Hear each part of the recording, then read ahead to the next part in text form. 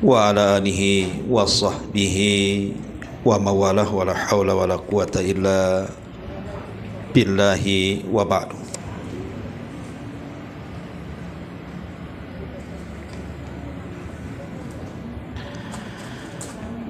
Alhamdulillah, di sore hari ini kembali bisa berkumpul duduk untuk bertalabul ilmi di Kopi Joni, dan kita akan meneruskan kajian kita masih membahas kitab Minhaj Al-Firqatin Najiyati wa Ta'ifatil Mansurati karya Syekh Muhammad Ibn Jamil Az-Zainu. Dan kita masih membahas bagian ke-20 tentang fenomena syirik, dan masuk pada poin ke-7, melakukan ziarah kubur, tetapi bukan dalam rangka hal-hal yang diperintahkan atau disyariatkan, tapi justru ziarah itu dilakukan untuk sebuah ajang kesyirikan. Ma'asyiral muslimat yang dimuliakan Allah Subhanahu wa taala, di dalam sebuah hadis dicantumkan di sini, la tushaddur rihal illa ila thalathati masajid, al-masjidil haram wa masjidi hadza wal masjidil aqsa. Tidaklah perjalanan dipaksakan kecuali kepada 3 masjid saja, maksudnya dalam rangka ibadah. Pertama Masjidil Haram, yang kedua masjidku ini maksudnya Masjid Nabawi, dan yang ketiga Masjid Al-Aqsa. Artinya kalau kita ingin mengumpulkan uang kemudian safar dalam rangka tujuan ibadah, maka lakukan ketiga masjid ini. Maka kalau kita berkunjung ke Masjidil Haram, kemudian Masjid Nabawi dan Masjidil Aqsa, itu akan berpahala. Safarnya itu sudah berpahala karena memang ada perintah. Apalagi di 3 masjid ini masing-masing punya keistimewaan. Seperti orang yang sholat di Masjidil Haram dapat keutamaan 100.000 kali sholat di masjid-masjid yang lainnya, dan begitu seterusnya. Makanya karena banyak keistimewaan di 3 masjid inilah, maka kita berkunjung ke 3 masjid ini dianggap ibadah. Tapi kalau berkunjung ke selain 3 masjid ini, masjid manapun kecuali dalam rangka sholat di situ ya, maka tidak seperti berkunjung kepada 3 masjid ini. Karena memang ibadah di masjid-masjid di Batam saja 1 kali sholat ya untuk 1 kali sholat pahalanya. Beda dengan di Masjidil Haram atau Masjid Nabawi. Di Masjid Nabawi aja 1000 kali sholat, di Masjidil Aqsa 500 kali sholat, kan itu ya. Tapi kalau berkunjung dalam rangka ziaratul kubur, ziarah kubur, apakah kuburan para wali, orang-orang saleh, atau kuburan siapapun yang dikeramatkan, dalam Islam itu tidak ada anjuran diniatkan ibadah ke tempat-tempat seperti itu. Makanya kita lihat kuburan-kuburan para sahabat yang ada di Baqi, itu biasa saja bentuknya, satu dengan yang lain sama saja. Kuburan satu sahabat dengan sahabat yang lain tidak ada yang istimewa, tidak dibuat kubah, dibuat rumah megah-megah gitu kan. Dan orang-orang sana tidak ada yang datang ke kuburan kecuali hanya untuk ziarah kubur secara syar'i saja. Tidak ada orang minta-minta di kuburan itu, tidak ada di sana itu. Yang banyak minta-minta ke kuburan itu kan di negeri kita saja. Mereka datang ke kuburan itu memang ada tujuannya untuk meminta-minta di situ. Lah inilah yang kemudian menjadi ajang kesyirikan, yang harusnya ziarah kubur itu ada manfaatnya, tapi justru mengandung dosa yang sangat besar. Karena kalau sampai kemudian datang ke kuburan meminta-minta kepada penghuni kuburan itu dan yakin bahwa orang yang ada dalam kuburan itu mampu dan sanggup mengabulkan permintaannya, ini bukan syirik kecil lagi. Ini sudah syirkul akbar, nih, syirik besar. Keluar dari Islam orangnya. Kalau meyakini bahwa hajatnya itu dikabulkan oleh penghuni kubur. Dan itu yang terjadi, yang seperti itu, keyakinan seperti itu. Mereka ketika ada masalah, mau entah mungkin mencalonkan pemimpin, atau mungkin mau kaya, mau buka usaha, mau sembuh penyakitnya, mau sukses anaknya, bukannya minta kepada Allah Azza wa Jal di rumah yang memang jelas-jelas rumah Allah di masjid gitu ya, ini malah datang ke kuburan. Padahal kuburan itu tidak ada istimewanya sama sekali, karena kuburan sendiri tempat yang menakutkan sebenarnya. Ma'asyiral muslimat yang dimuliakan Allah Azza wa Jalla, baik kita akan bentangkan sedikit tentang sebenarnya apa yang harus kita lakukan ketika kita ini ziarah kubur. Apa adab-adabnya? Kemudian apa amalan-amalan yang bermanfaat bagi orang yang sudah meninggal, supaya kita tahu posisi orang yang mati itu, bahwa mereka berhajat kepada kita, bukan kita berhajat kepada mereka. Orang yang dikubur itulah berhajat kepada orang yang hidup. Kita pula minta sama orang yang dikubur. Gimana ceritanya? Yang pertama yang ingin saya bahas adalah, sekarang manfaatnya apa dulu? Manfaat ziarah kubur itu apa sebenarnya? Ma'asyiral muslimat yang dimuliakan Allah Subhanahu wa taala, pertama manfaat ziarah kubur itu intifa'uz zairi bi dzikril mauti wal mauta wa anna ma'alahum imma ilal jannati wa imma ilan nar wa huwal gharadul awwal minaz ziarah. Kata ulama, tujuan ziarah kubur itu mengambil manfaat bagi kita yang berziarah dengan mengingat kematian dan mengingat orang yang sudah mati, bahwa kita tidak tahu arah tujuan orang yang sudah meninggal ini. Apakah mereka dimasukkan ke dalam sorga ataukah dimasukkan ke neraka? Kita tidak tahu. Itulah yang membuat Umar bin Abdul Aziz rahimahullahu ta'ala menangis di kuburan itu. Ketika ditanya, wa ma yubkika ya amiral mu'minin, apa yang membuat anda menangis wahai amiral mu'minin? Maka Umar bin Abdul Aziz rahimahullahu ta'ala mengatakan, kenapa aku tidak menangis sementara aku tidak tahu di posisi mana nanti setelah aku meninggal? Apakah aku masuk fariqun ilal jannah atau fariqun ilan nar? Apakah aku masuk kepada kelompok yang mengarahkan ke sorga ataukah kelompok yang mengarahkan ke neraka? Saya tidak tahu fa ayyi fariqaini ana, di mana di antara dua kelompok ini saya berada. Makanya Utsman bin Affan radhiyallahu anhuma, kalau dikisahkan sorga itu biasa-biasa saja raut mukanya, atau dikisahkan kengerian neraka pun tidak terlalu sedih raut mukanya. Tapi kalau diceritakan tentang kuburan, Utsman itu menangis sampai terseduh-seduh. Sehingga orang berpikir neraka yang jelas-jelas azabnya gitu kan, dikisahkan kepada Utsman kok biasa-biasa saja raut mukanya.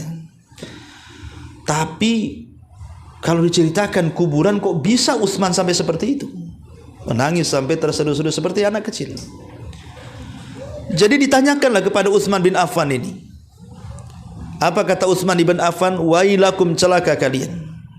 Kenapa aku sangat sedih apabila memikirkan tentang kondisi kuburan itu?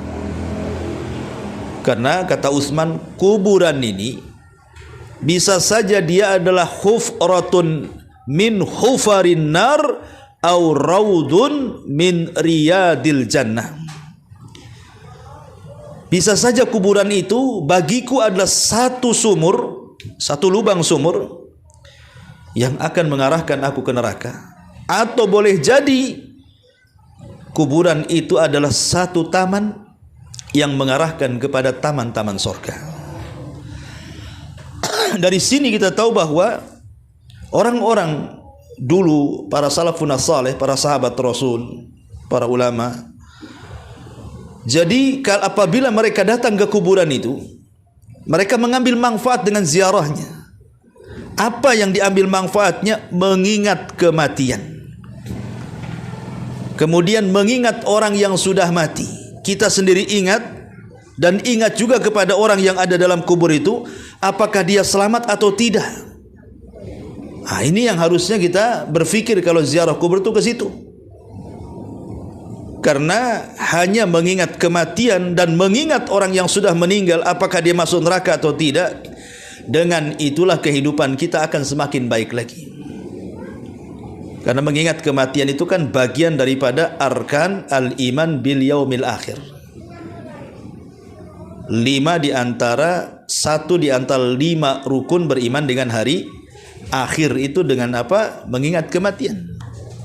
Karena dengan kematian itulah kita semakin baik lagi, bahwa ada kehidupan setelah kematian dan ada balasan setelah kematian.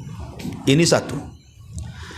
Yang kedua, manfaat ziarah kubur itu naf'ul mayyit wal ihsan ilaihi. Di mana mayit ataupun orang yang dikubur itu mengambil manfaat karena ziarah kita. Dengan cara apa? Kita berbuat baik kepada mereka. Dengan cara apa berbuat baiknya? Ya dengan cara mendoakan mereka. Makanya disunahkan kalau kita masuk ke dalam kuburan itu, di pintu gerbang kuburan itu saja kita disuruh mengucapkan salam. Assalamualaikum ahlad diyar minal mu'minina wal muslimin wa inna insyaallahu bikumul lahikun as'alullahu lana wa lakumul afiyah. Itulah doa yang biasa dibaca Rasul. Assalamualaikum, mudah-mudahan keselamatan bagi kalian, hai penduduk kubur, dari kalangan kaum mukminin dan kaum muslimin. Dan insyaallah boleh jadi kami pun akan menyusul kalian. Tapi kami hanya bisa mendoakan, meminta kepada Allah untuk kami dan kalian, semoga kita sama-sama diampuni dosanya. Jadi ini yang ditunggu-tunggu orang-orang yang sudah meninggal itu, doa dari kita. Jadi orang yang ziarah kubur mengucapkan salam. Ma'asyiral muslimat yang dimuliakan Allah Azza wa Jalla, dan itu disebutkan dalam hadis Aisyah Ummul Mukminin radhiyallahu anha yang dikeluarkan Imam Ahmad dalam musnadnya. Jadi Nabi SAW satu malam dia keluar ke Baqi. Fayad ulahum, kemudian Rasul mendoakan penduduk Baqi itu. Kemudian Aisyah radhiyallahu anha bertanya kepada Nabi SAW soal itu. Maka Rasul mengatakan, inni umirtu an ad'u lahum, aku diperintahkan Allah untuk mendoakan mereka. Dan salam itu bagian daripada doa, karena isi salam itu kan doa keselamatan, supaya orang yang meninggal itu selamat saat ditanya mungkar dan nakir, selamat dari fitnah kubur, selamat dari adab kubur. Sebab kalau kondisi kuburan itu selamat, maka insya Allah setelahnya akan mudah lagi. Tapi kalau dalam kubur tidak selamat, maka dipastikan setelahnya akan sulit lagi. Inilah dua manfaat yang disebutkan para ulama tentang kenapa kita disyariatkan ziarah kubur itu. Karena ada dua manfaat kembali kepada kita. dan manfaat kembali kepada orang yang ada dalam kubur itu. Adapun adab-adabnya, pertama nih, adab-adab yang harus dipahami oleh orang yang ziarah kubur itu. Pertama, ziarah kubur sendiri sebenarnya sunnah. Karena memang Nabi yang mengatakan kuntu nahaitukum an ziyaratil kubur fazuruha. Dulu aku larang kalian ziarah kubur, tapi sekarang aku perintahkan. Sebenarnya hukum ziarah kubur itu awalnya disunahkan, kemudian dilarang, kemudian diperintahkan lagi. Itu awalnya. Jadi awalnya diperintahkan, kemudian dilarang, kemudian diperintahkan. Sehingga dalam kaidah usul, perintah setelah larangan dikembalikan kepada sebelum larangan. Karena sebelum dilarang perintah ziarah kubur itu sunnah, kemudian dilarang, kemudian diperintahkan lagi, berarti perintah yang kedua mengikuti perintah yang pertama sebelum dilarang. Kalau sebelum dilarang perintahnya wajib, berarti wajib. Kalau perintahnya sunnah, berarti sunnah. Ya, karena ziarah kubur di permulaan sunnah, berarti ada perintah setelah larangan, berarti hukumnya ziarah kubur itu sunnah. Sunnah khususnya bagi laki-laki, dan tidak sunnah bagi perempuan kecuali ya sekali-kali. Karena ada hadis, la'anallah zuwaratil kubur. Allah melaknat wanita-wanita yang ziarah kubur.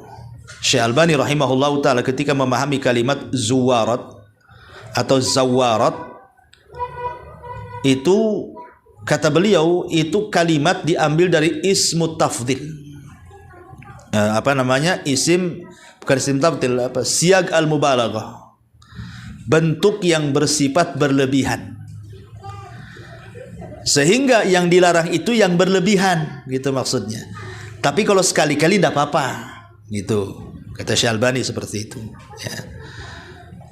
Ini yang harus dipahami ya, tentang hukum ziarah wanita. Tapi kebanyakan di negeri kita perempuan pula yang rajin ziarah kubur, laki-laki pula malas ya. Harusnya kan dibalik, bapak-bapak yang harusnya sering ziarah kubur itu, supaya ingat mati sehingga lebih tanggung jawab lagi sama keluarga kan itu. Ini yang pertama. Yang kedua, adamul istighfar liman mata ala ghairil Islam hatta walau kana qariba. Tidak boleh kita ini mendoakan doa ampunan kepada orang yang sudah meninggal kalau dia bukan muslim. Namanya ada kuburan. Kuburan itu bukan orang muslim. Kita ziarah, ya kan? Maka tidak boleh kita menziarah kuburan yang bukan muslim. Kita ziarah kepada kuburan yang muslim. Umpamanya dia bilang, iya tapi bapak saya dulu sebelum mu'alaf, ya saya masuk Islam, bapak saya enggak belum mu'alaf, dia mati dikubur di sinilah sama kawan-kawannya.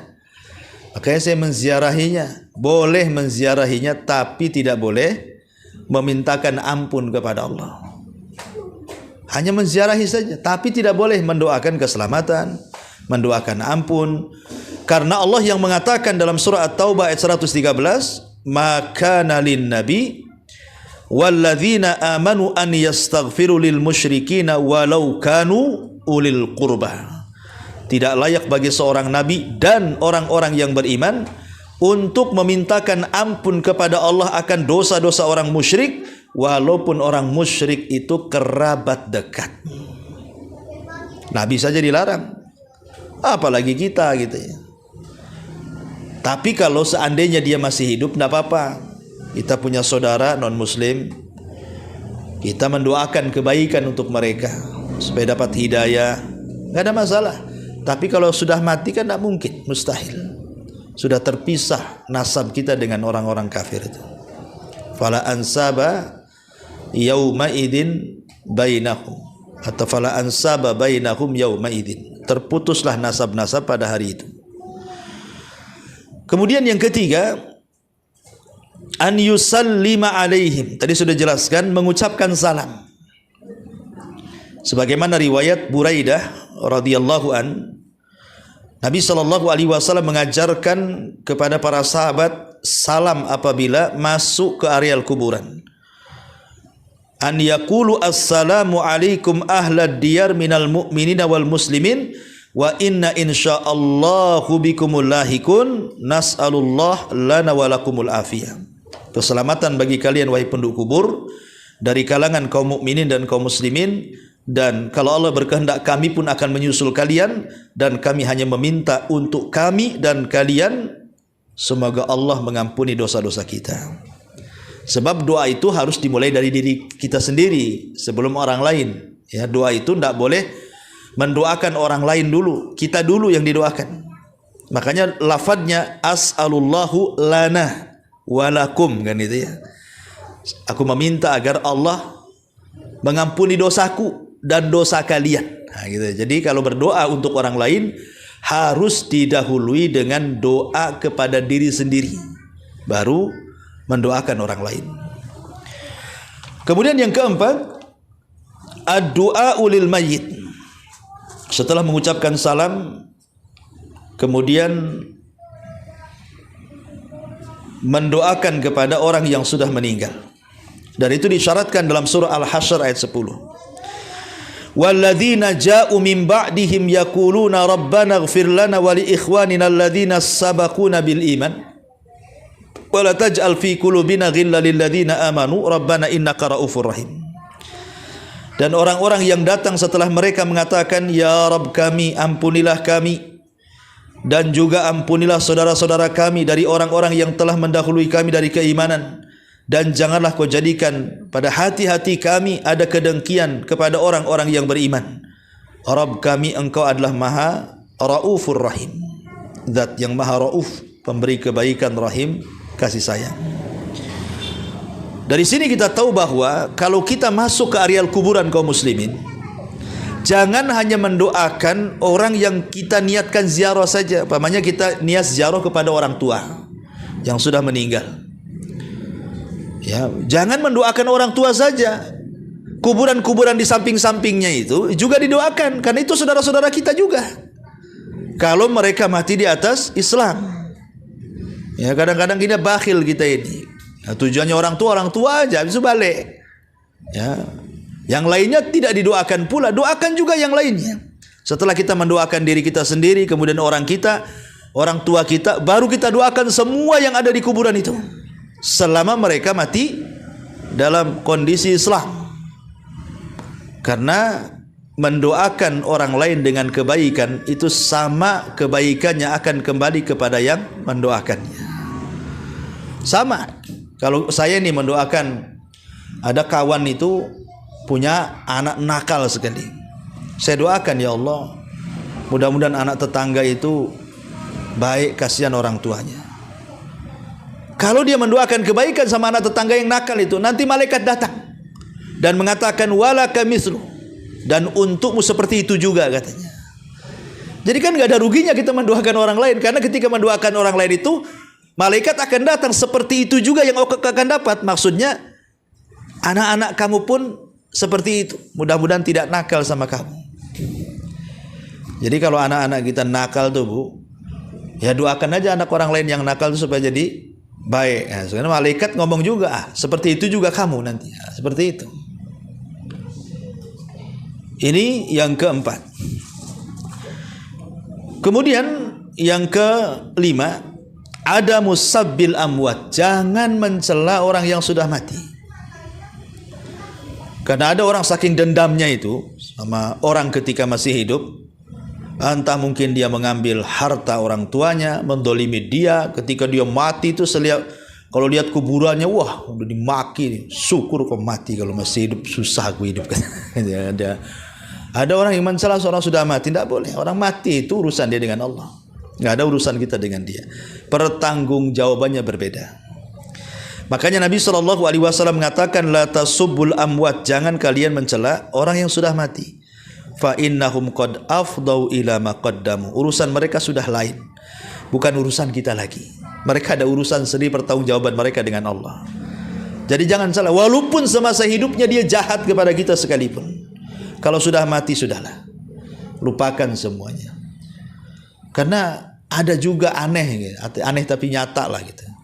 Ada seorang anak itu mungkin ketika masih orang tuanya masih hidup, Mungkin orang tuanya tidak adil sama dia, suka menyakiti lah istilahnya, suka marahi, mencaci, memaki, sehingga anak ini sakit hati.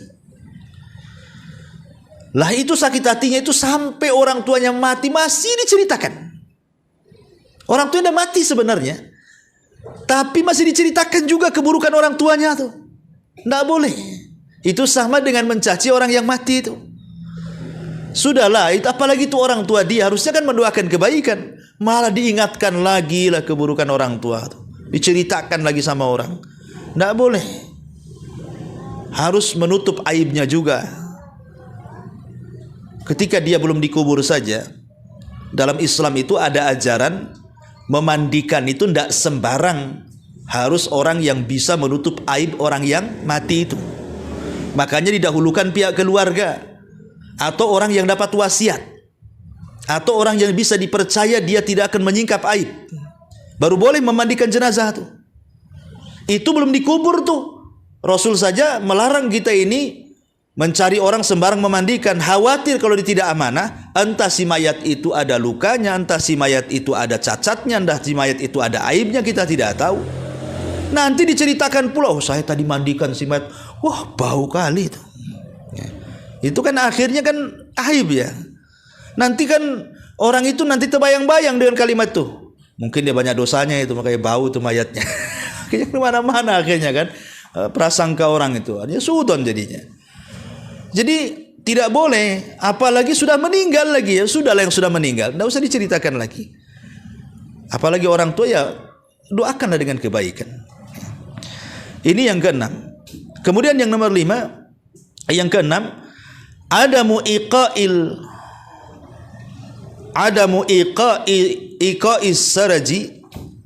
suruji wa ghairiha fawqal qabri. Adamu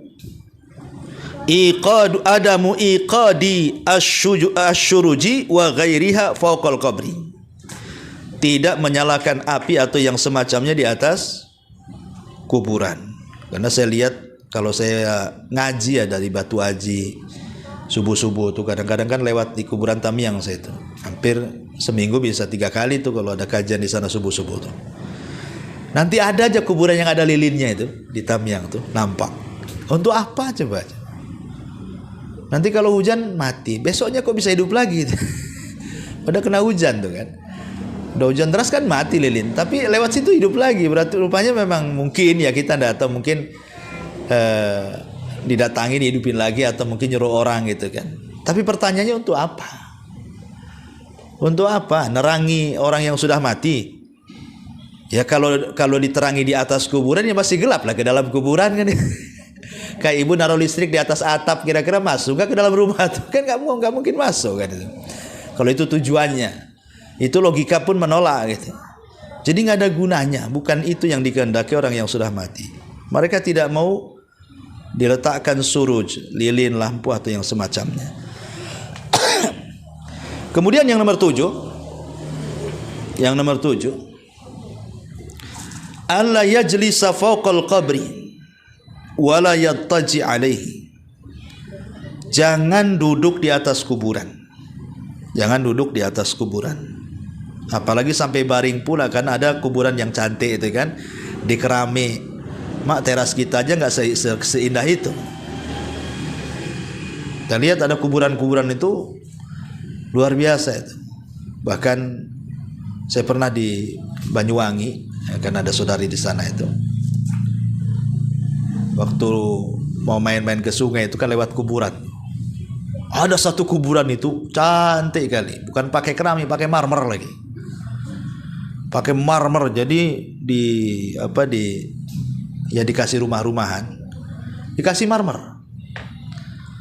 Jadi saya bayangkan ini kalau karena kita paham bangunan ya kan, ini bisa nih 60-50 juta nggak kemana bangun kuburan sebagus ini kan. Saya bayangkan ya. Coba kalau uang yang 50 juta itu kasih orang miskin, dapat rumah satu lah kan itu, walaupun tak bagus gitu ya. Tapi kan kenapa orang yang mati dikasih rumah, orang yang masih hidup tak ada rumah gitu. Ya mungkin niatnya baik gitu ya. Tetapi niat baik itu tidak semua benar. Ya, niat baik itu tidak semua benar. harus mengikuti syariat. Tidak cukup dalam Islam itu hanya niat saja. Ya. Jadi tidak boleh duduk, apalagi duduk di situ, apalagi baring pula di situ, tidak boleh. Dulu kuburan itu kan tempat yang menyeramkan ya. Kalau zaman bahula itu kan orang lewat kubur aja mikir-mikir tuh. Kalau ada jalan selain lewat kuburan, walaupun mutar jauh lebih baik mutar. Kalau zaman dulu, ya karena mungkin zaman dulu dicekoki dengan cerita hantu, sinetron genderuwo macam-macam kan. Mereka takut jadinya, anak-anak pun takut, kita pun ditakut-takuti ya takut juga lah. Coba kalau anak-anak itu tidak dicokoki seperti itu, seperti orang-orang Yaman tuh. Orang Yaman tuh tidak takut hantu. Saya waktu belajar di Benedobian itu, di samping Sel Arim, ya, yang disebutkan dalam Quran itu ada namanya Sel Arim, Sungai Arim. Nah, itulah markasnya di samping sungai itu. Jadi kalau maghrib itu kan ada kayak kita lah, ada TPQ di sini ya, anak-anak kecil ngaji itu. Jadi ada anak-anak dari daerah lain itu datang ke markas itu sampai 3-4 kilo tuh. Mereka jalan kaki. Mereka jalan kaki, hanya bawa obor aja. Mereka berangkat habis asar, nanti habis maghrib mereka ngaji, habisnya pulang. Jadi mereka hanya modal obor saja. Itu berpencar di sana sini, anak-anak kecil, ya anak-anak usia yang ma'ruf lah, yang anak TPQ itu. Mungkin sekitar 9 tahun, 10 tahun, 11 tahun itu. Tapi berani orang itu. Jadi saya pernah guyoni lah anak-anak kecil itu. Kamu nggak takut hantu ya? Saya bilang. Malah bingung, apa itu hantu katanya. Nggak tahu itu. Apa itu hantu katanya. Hantu loh, setan saya bilang kan. Lah, nggak ada setan itu katanya. Nggak ada setan itu. Dia bilang anak-anak kecil anak Yaman tuh. Biasa aja mereka. Padahal jauh-jauh rumahnya, gelap-gelap lagi. Cuman modalkan obor saja. Ya. Kenapa? Jadi saya berpikir, saya tanya sama orang, kenapa kok orang itu tidak takut hantu ya? Sama kawan-kawan di sana itu. Karena mereka pertama tidak ada televisi. Karena memang listrik pun tidak ada di sana. Jadi tidak pernah nonton film-film suster ngesot atau apa itu istilahnya itu. Kan itu ya. Hantu Korea atau apa, nggak pernah. Mereka nonton sinetron kayak gitu. Tidak ada. Jadi masih fitrahnya itu masih lurus gitu ya. Dan orang tuanya pun tidak nakut-nakuti kayak kita. Jangan keluar nak, ada setan. Nah kita udah dari kecil-kecil udah ditakut-takuti setan ya. Akhirnya takut setan lah anak tuh. Jadi di sini kita ulangi, maksud saya itu zaman dulu kuburan itu menakutkan itu. Tapi di zaman sekarang alhamdulillah sudah kurang lah orang-orang takut kuburan itu. Bahkan saking tidak takutnya ngeprank pula dengan pocong. Malah dijadikan mainan pocongnya. Ngeprank pakai pocong kan. Sudah berkurang lah. Cuman celakanya kadang-kadang ketika tidak takut kubur tuh, akhirnya dijadikan ajang maksiat pula dalam kubur itu. Kadang ada anak pacaran di kuburan kan, duduk pula di atas kuburan tuh. Sempat ada suara di belakang tuh, gimana ceritanya tuh. Tapi kan lihat, ada orang yang duduk di kuburan, maksiat pula di kuburan. Makanya wajar kalau kuburan itu memang tempatnya setan sebenarnya. Karena banyak penyimpangan dalam kuburan itu. Sampai ke tingkat syirik pun ada di kuburan. Bid'ah ada di kuburan. Maksiat ada di kuburan. Semua ada di kuburan itu. Nah, maka kalau kita mamanya ziarah kubur, jangan duduk di atas kuburan. Dan apalagi berbaring di situ. Atau bersandar, tidak boleh. Kemudian yang nomor 8, adamu bina'il masajid alal kubur. Tidak membangun masjid di atas kuburan. Makanya kita lihat, bolehnya kita sholat di kuburan itu hanya dibolehkan sholat jenazah aja kan. Kenapa? Karena sholat jenazah itu tidak ada rukun, tidak ada sujud. Makanya boleh sholat di kuburan. Selama sholat itu ada ruku, ada sujud, tidak boleh sholat menghadap kuburan. Ya, karena maksud membangun masjid di atas kuburan itu dijadikan tempat sholat kan di situ. Maka dalam Islam tidak boleh. Bahkan Rasul itu melaknat orang Yahudi dan Nasrani gara-gara mengambil kuburan para nabi mereka dijadikan tempat masjid. Dan itu 5 hari sebelum wafatnya Rasul melaknat mereka itu. Laknatullah alal Yahudi wan Nasara alladzina ittakhadhu qubur anbiya'ihim masajid. Laknat Allah kepada Yahudi dan Nasrani yang mengambil kuburan para nabi mereka sebagai masjid. Kemudian yang nomor 9, Al-bu'du 'anil mukhalafati syar'iyyati liziarati. Berusaha menjauh dari perkara-perkara menyimpang secara syar'i saat ziarah. Jangan melakukan perbuatan bid'ah di kuburan. Ya, hal-hal yang tidak diperintahkan kita lakukan di situ. Jangan, ya. Apalagi kemudian kuburan dijadikan ajang kesyirikan tadi. Contohnya meminta-minta, tawaf di kuburan, menyembelih kepada orang yang di kuburan, bernazar di kuburan, i'tikaf di kuburan. Nah, ini tidak boleh. Ya, ini mengarah kepada kesyirikan. Kalau mau i'tikaf di masjid, ngapain di kuburan? Ya, kalau menyembelih kepada Allah. Man dzabaha li ghairillah faqad asyrak. Siapapun yang menyembelih bukan karena Allah, maka dia jatuh kepada kesyirikan. Kemudian yang nomor 10, adamul istighatsati bil mauti. Tidak istighatsah meminta pertolongan kepada orang yang sudah mati. Istighatsah ini lebih khusus, karena istighatsah ini kan sesuatu yang sifatnya genting. Ya, orang kena masalah yang genting sekali, kemudian meminta pertolongan, itu disebut istighatsah. Seperti Rasulullah SAW ketika perang Badar. Besoknya mau perang Badar, Rasul berdoa meminta supaya menang. Itu disebut istighatsah. Karena apa? Genting. Soal kalah menang masalahnya. Makanya doa dengan istighatsah ini, istighatsah lebih khusus lagi. Kalau doa ya biasa aja, tapi kalau istighatsah lebih khusus lagi karena kondisi-kondisi genting gitu. Maka tidak boleh meminta kepada orang yang ada di dalam kuburan itu. Ya. Masyaallah muslimat yang dimuliakan Allah Azza wa Jalla, termasuk juga tidak boleh wala yamshi bainal quburil muslimin fi na'laihi, berjalan di antara kuburan kaum muslimin menggunakan dua sandal atau menggunakan sandal, tapi lepaslah sandal itu. Kecuali kalau kuburannya banyak beling, ya lain, ya kan? Ya nanti kita habis pula kakinya di situ. Maksudnya kalau kuburannya, alhamdulillah sekarang kan kuburan kan bersih kalau kuburan sekarang kan, karena ada petugasnya di situ. Jadi memungkinkan kita ini jalan tanpa sandal gitu. Kenapa demikian? Karena ada hadis Nabi SAW mengatakan, la an amshiya ala jamratin, seandainya aku berjalan di atas bara api, ahab ilayya min an amshiya ala qabrin muslimin, lebih aku cintai dibandingkan berjalan di atas kuburan kaum muslimin dengan menggunakan sandal. Jadi sebaiknya lepas, jinjing sajalah atau masukkan kresek gitu ya. Kecuali ya tadi darurat. Ya darurat itu karena banyak belingnya, banyak pohon-pohon berdurinya, ya, begitulah seterusnya. Wallahu a'lam. Ini diantara adab ziarah kuburnya. Sekarang amalan apa yang bermanfaat untuk orang yang sudah meninggal? Apa amalan yang bermanfaat itu? Amalan untuk orang mati itu ada dua. Ada yang disepakati, ada yang diperselisihkan. Pertama disepakati. Sepakat ulama kalau kita kirim amalan ini pasti sampai. Tidak mungkin tidak sampai. Sepakat ulama, tidak ada khilaf. Satu madhab pun tidak ada khilaf. Pertama doa, dan kedua sedekah. Ini yang sudah jelas-jelasnya sampai. Kalau kasihan kita dengan orang tua kita, dengan orang yang kita cintai meninggal duluan, dan kita ingin mengirim pahala kepada mereka, nih yang disepakati saja jelas-jelas. Doa pun ya di tempat yang baik, di masjid, di waktu-waktu mustajab kan begitu ya, lebih baik lagi. Kemudian yang kedua sedekah.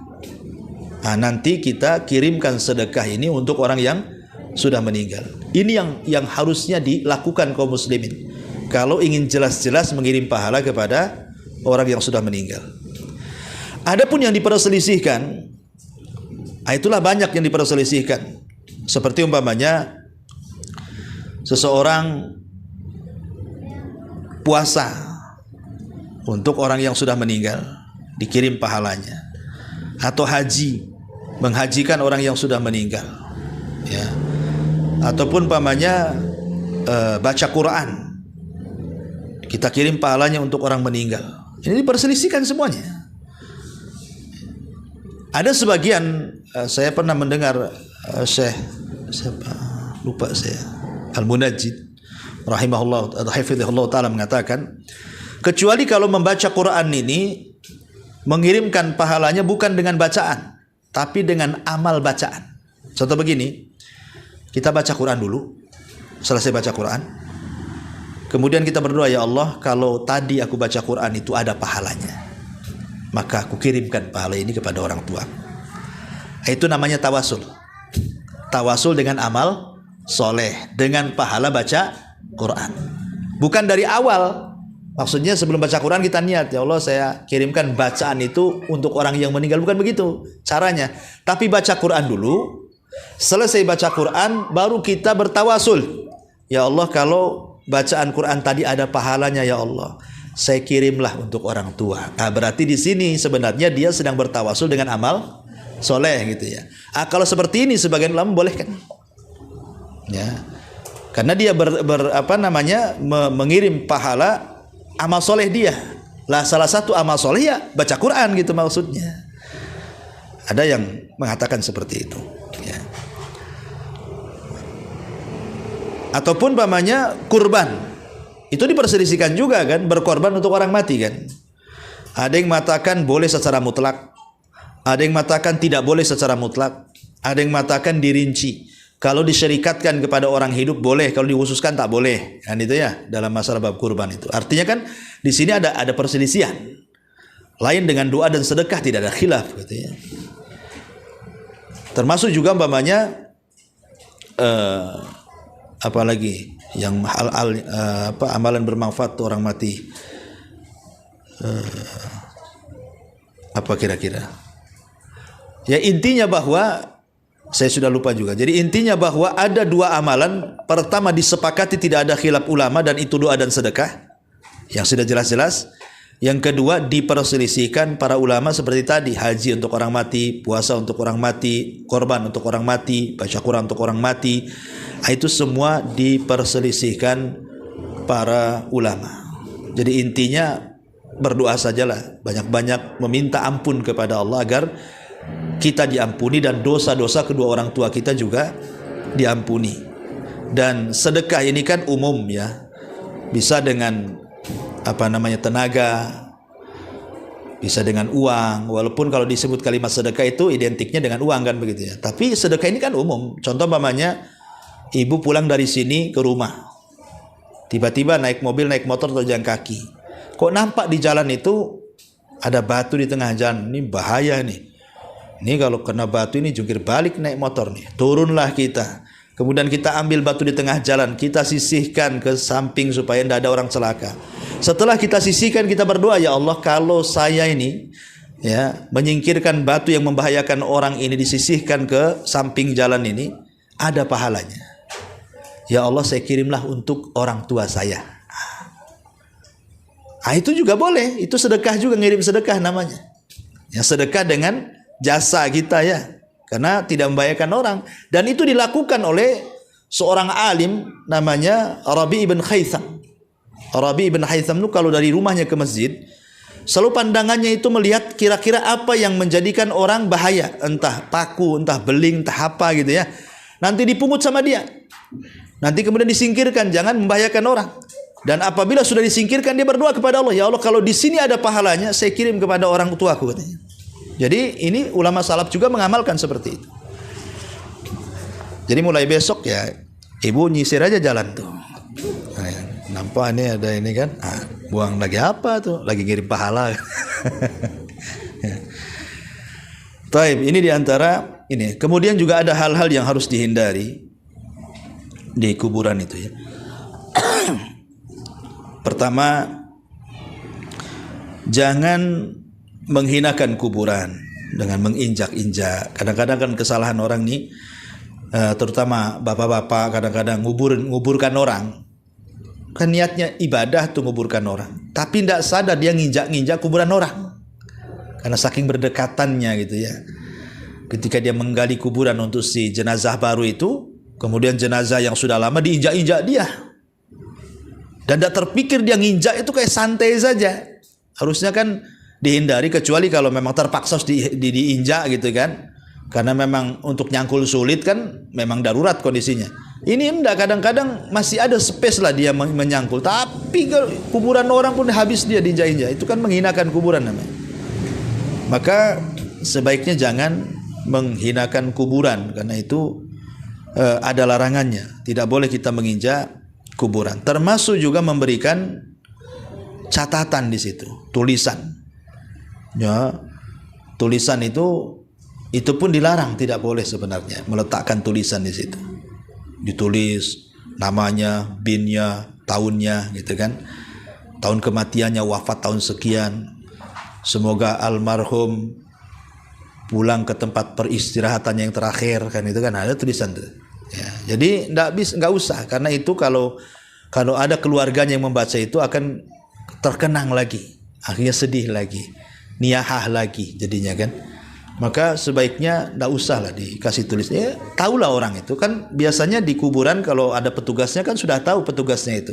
Kita tanya aja, ya di mana kuburan si fulan, nanti ditunjukkan dong, ditulis ada. Di kuburan kan ada gang-gangnya juga, atau blok sekian kan ada juga. Kemudian juga meninggikan kuburan, raf'ul kubur. Ya, melebihi 1 jengkal dari tanah. Karena Nabi SAW pernah mengutus Ali radhiyallahu an agar melarang seseorang itu meninggikan kuburan kecuali diratakan. Maksudnya jangan terlampau tinggi, jangan pula terlampau rendah ke tanah itu. Tetap ada gundukannya, ya ada kuburan supaya tahu itu kuburan. Tapi jangan terlampau tinggi juga. Ya, karena dilarang sama Nabi SAW. Kemudian juga termasuk menyembelih di kuburan. Ini yang banyak orang nyembelih di kuburan dengan tujuan macam-macam. Termasuk juga menghiasi kuburan itu, dicantik-cantiknya kuburan. Sampai seperti tadi saya contoh waktu saya ke Banyuwangi tadi. Itu kalau saya taksir 50-60 juta nggak kemana itu bangun kuburan itu. Marmernya bagus lagi dia bangun itu. Nah, ini kan sayang gitu. Padahal kita tidak boleh membangun kuburan seperti itu. Ya, karena kuburan itu ya hanya kuburan. Kata Rasulullah, taj'alu buyutakum al-maqabir. Jangan kau jadikan kuburan rumah-rumah kalian seperti kuburan. Karena kuburan itu sunyi, takut, nggak ada orang ngapa-ngapain di situ. Tapi jangan jadikan rumah seperti kuburan. Nah, sholatlah sunnah di rumah, baca Quran di rumah, puasa di rumah, supaya nuansa rumah itu tidak seperti kuburan, sunyi dari ibadah. Taib, ini diantara hal-hal yang berkaitan dengan poin yang ketujuh. Wallahu a'lam. Taib, sampai di sini kita buka tanya jawab, silakan.